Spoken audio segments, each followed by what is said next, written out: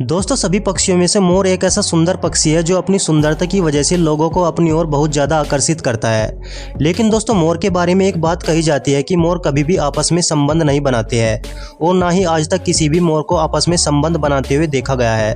तो सोचने वाली बात यह है कि अगर मोर आपस में संबंध नहीं बनाते हैं तो इनकी प्रजाति आगे कैसे बढ़ती है।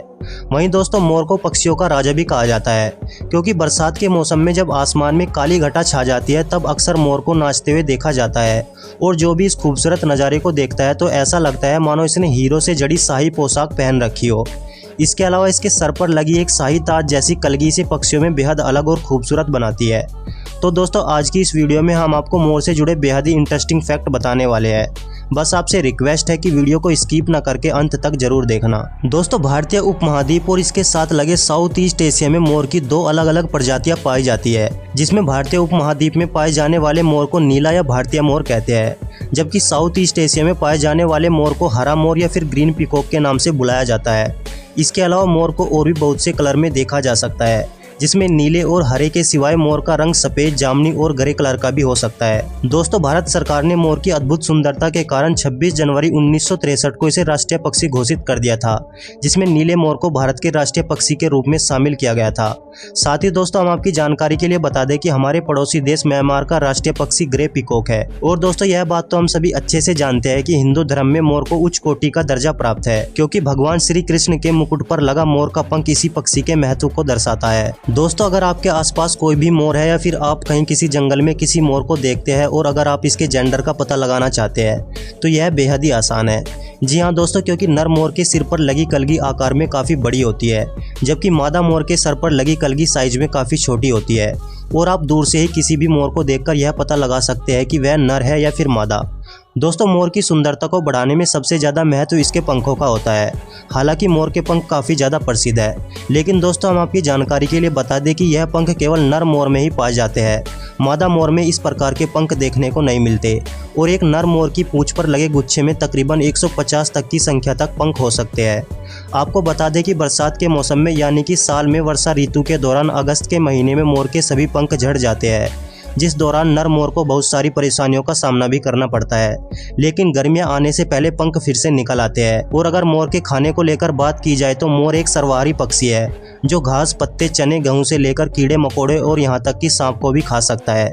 इस तरीके से देखा जाए तो मोर किसानों का मित्र पक्षी है, क्योंकि खेतों में से यह कीड़े मकोड़े, चूहे, छिपकली, दीमक और सांपों को खा जाता है।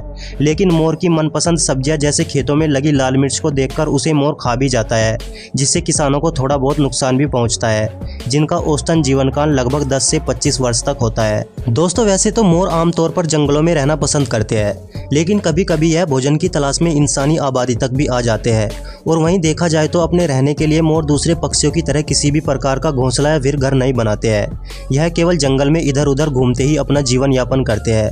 हालांकि मोर भी दूसरे पक्षियों की तरह ही अंडे देते हैं, जिसमें मादा मोर साल में 2 बार अंडे देती है, जिसमें एक बार में अंडों की संख्या 4 से 8 हो सकती है, जिसमें से नन्हे मोर के बच्चे निकलने के बाद इन्हें बड़ा होने में 3 से 4 साल लग जाते हैं। लेकिन दुख की बात यह है कि इनमें से बेहद ही कम बच्चे बड़े हो पाते हैं, क्योंकि इससे पहले ही इन्हें कुत्ते या फिर अन्य जीवन अपना शिकार बनाकर खा जाते हैं। इसके अलावा जो मोर बड़े होते हैं वह चीते और तेंदुए जैसे शिकारियों के खतरे का आभास होते ही उड़कर पेड़ों पर छिप जाते हैं, क्योंकि मोर सबसे बड़े उड़ने वाले पक्षियों में से एक है जिनकी पूंछ सहित लंबाई 5 फीट तक पहुंच सकती है। अब दोस्तों बात करते हैं कि मोरनी आखिर प्रेग्नेंट कैसे होती है, क्योंकि कुछ अंधविश्वासी लोगों के अनुसार मोरनी मोर के आंसू पीकर गर्भवती होती है, जबकि यह बात बिल्कुल अवैज्ञानिक और बेबुनियाद है। वास्तव में मोरनी प्राकृतिक सहवास द्वारा मोर के साथ मिलन के कारण गर्भवती होती है, क्योंकि मोर के प्रजनन की प्रक्रिया बिल्कुल उसी तरह होती है जिस तरह अन्य जीवों में हो सकती है। अब दोस्तों अगर इतिहास में मोर के बारे में बात की जाए तो भारत के इतिहास में सबसे विशाल साम्राज्य मौर्य साम्राज्य का राष्ट्रीय चिन्ह भी मोर हुआ करता था और चंद्रगुप्त मौर्य के राज्य में सिक्के चलते थे, उनमें एक तरफ मोर की आकृति बनी हुई थी। इसके अलावा मुगल बादशाह शाहजहां जिस गद्दी पर बैठता था उसकी रचना भी मोर के जैसी ही थी। जो 2 मोरों के बीच में बादशाह की गद्दी हुआ करती थी उसके पीछे पंख फैलाए मोर की तरह आकृति बनी हुई थी और इस गद्दी को तख्त-ए-ताउस कहा जाता था। और हम आपकी जानकारी के लिए बता दें कि ताउस अरबी भाषा का एक ऐसा शब्द है जिसे मोर के लिए उपयोग किया जाता है। वहीं दोस्तों मोर के बारे में अगर एक पैराग्राफ में समझाने की कोशिश की जाए तो मोर भारत के साथ साथ श्रीलंका और म्यांमार का राष्ट्रीय पक्षी है। मोर को पक्षियों का राजा कहा जाता है और मोर भारत के के कई राज्यों में पाए जाते हैं, जैसे उत्तर प्रदेश, हरियाणा और राजस्थान। मोर बड़े आकार के पक्षी है जिनके शरीर की लंबाई 100 सेंटीमीटर से 115 सेंटीमीटर तक हो सकती है। वहीं इनकी ऊंचाई 200 सेंटीमीटर तक भी हो सकती है। एक नर मोर का वजन 4 से 6 किलो तक हो सकता है और वहीं मादा मोर का वजन 4 किलो तक भारी हो सकता है। नर की पूंछ पर रंग बिरंगे पंख लगे होते हैं, जिनको यह बसंत ऋतु में अपने पंखों को फैलाकर नृत्य करते हैं, और इनके सर पर लगी कलगी को मुकुट कहा जाता है, जिनकी दौड़ने की औसत गति तकरीबन 16 किलोमीटर प्रति घंटा तक हो सकती है। दोस्तों, आपने बसंत ऋतु के दौरान मोर को कभी न कभी नाचते हुए तो जरूर देखा होगा, लेकिन आपको यह जानकर हैरानी हो सकती है कि मोर तभी नाचता है जब उसे मादा मोर को अपनी ओर आकर्षित करना होता है, वरना आप एक बंदर की तरह मोर को कभी भी अपनी मर्जी से नहीं नचा सकते।